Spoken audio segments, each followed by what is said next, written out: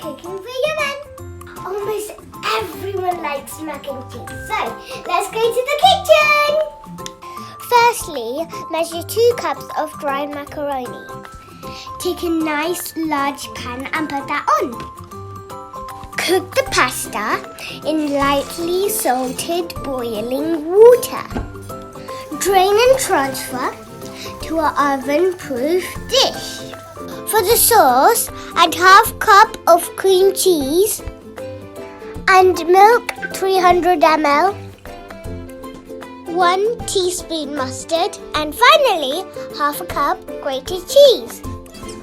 Season with some salt and pepper.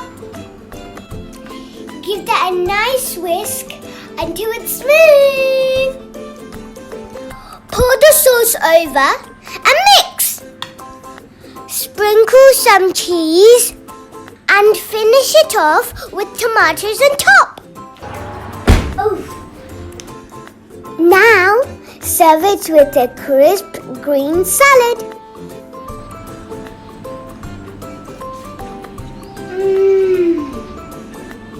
Bye-bye. See you next time.